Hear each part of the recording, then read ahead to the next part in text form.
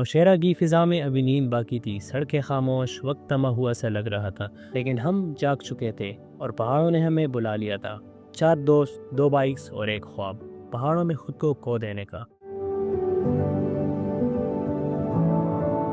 مردان تک سفر پرسکون تھا، لیکن جیسے ہی ہم شہر کے اندر داخل ہوئے موسم نے کروٹ لی۔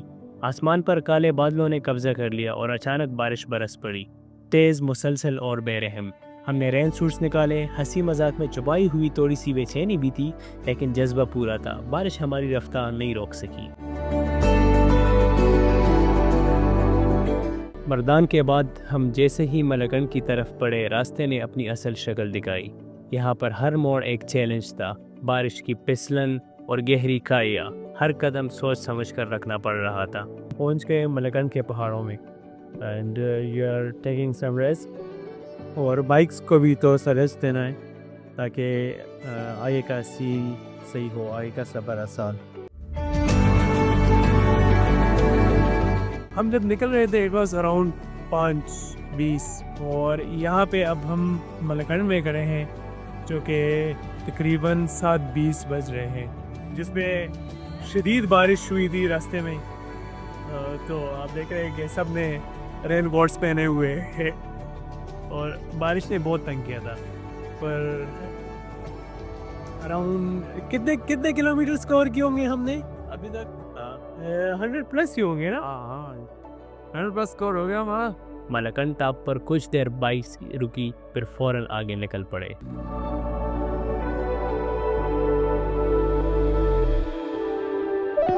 کچھ دیر بعد ہم کبل پہنچے، جہاں ناشتہ کیا، چائے، انڈے، چنے اور پراٹھے، سب کچھ مختصر لیکن ضروری۔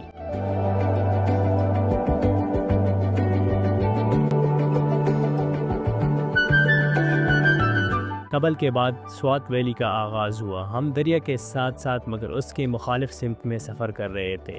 ہر موڑ پر منظر بدل رہا تھا، سبز پہاڑ، بہتا دریا اور فضا میں ایک الگ تازگی تھی جو بائک کی رفتار کے ساتھ اور بھی محسوس ہو رہی تھی۔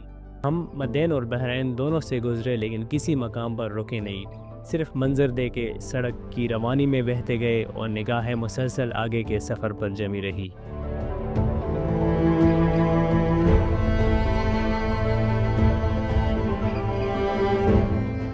بحرین کے بعد جب ہم کالام کی طرف روانہ ہوئے، ایک ایسا مقام جو کئی سفر کرنے والوں کا خواب ہوتا ہے۔ راستے بھر دریا ہماری مخالف سمت میں بہتا رہا اور درختوں کی چھاؤں، مسلسل بڑھتی ہوئی اونچائی نے ہمیں جیسے قدرت میں لپیٹ لیا ہو۔ ہم تقریباً 1 سے 2 بجے کے درمیان کالام پہنچ گئے تھے، لیکن ہم نے طے کیا کہ آج یہاں قیام کریں گے تاکہ اتروڑ اور شاہی باغ اگلے دن مکمل انداز میں ایکسپلور کر سکے۔ ہم نے ایک گیسٹ ہاؤس میں 3000 روپے کا کمرہ لیا، سامان اتارا اور تھوڑا سا آرام کیا۔ بازار میں چہل قدمی کی، لیکن زیادہ وقت اپنے اگلے ایڈونچر کی تیاری میں گزرا۔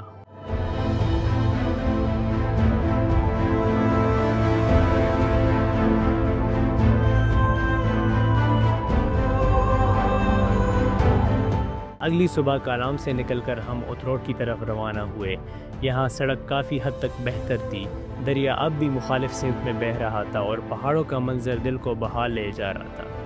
مناظر جادوئی تھے، سبز وادی، بہتا پانی اور پہاڑوں کا سایہ، لیکن کچھ جگہوں پر راستہ بکھرا ہوا تھا، پتھروں سے بھرا ہوا اور خطرناک بھی تھا۔ پھر بھی یہ سب ہمارے لیے ایک ایڈونچر کا حصہ تھا۔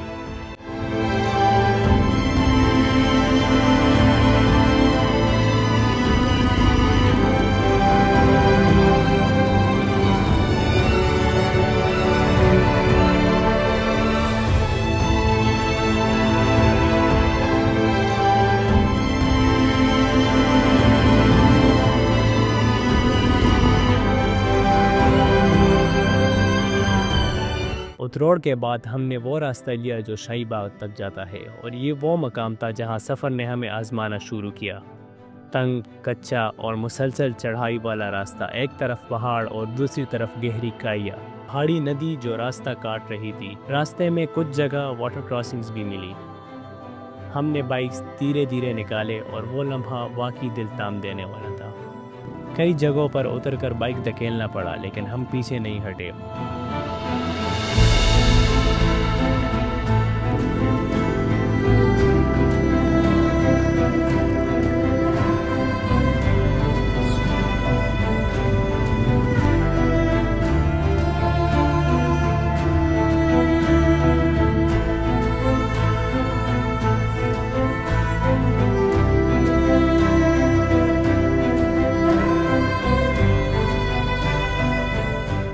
اور جب ہم شاہی باغ پہنچے تو لگا جیسے ہم کسی اور دنیا میں آ گئے ہو، درخت، دریا اور وہ خالص خاموشی جو روح کو چھو جائے۔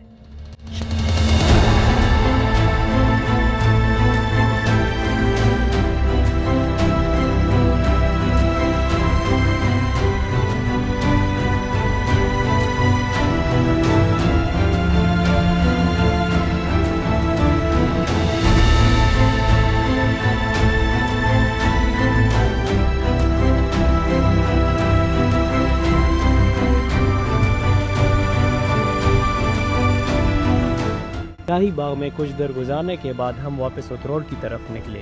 راستہ اترائی کا تھا لیکن پھر بھی اس سے زیادہ خطرناک تھا۔ تھکن بڑھ چکی تھی، شام ہو رہی تھی اور ہم نے فیصلہ کیا کہ رات دوبارہ کالام میں گزاری جائے۔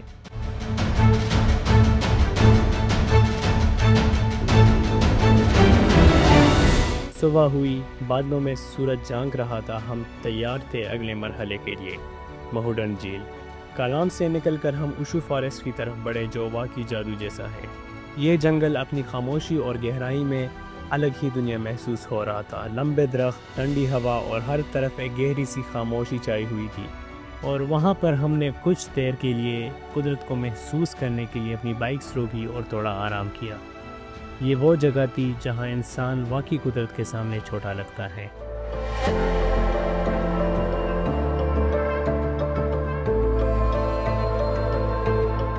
اوشو فارسٹ کے بعد مہوڈن کا راستہ حیران کن حد تک بہتر تھا۔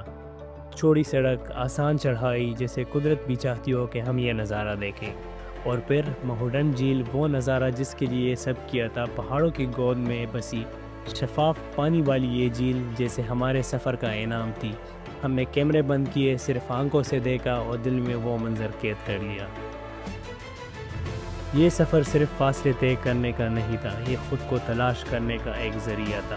4 دوست، 2 بائکس، کئی یادیں اور ایک کہانی جو ہمیشہ زندہ رہے گی۔ مہوڈن کی خاموش وادی میں دریا کے کنارے بیٹھے ہم نے نہ صرف قدرت کو محسوس کیا بلکہ خود کو بھی پایا۔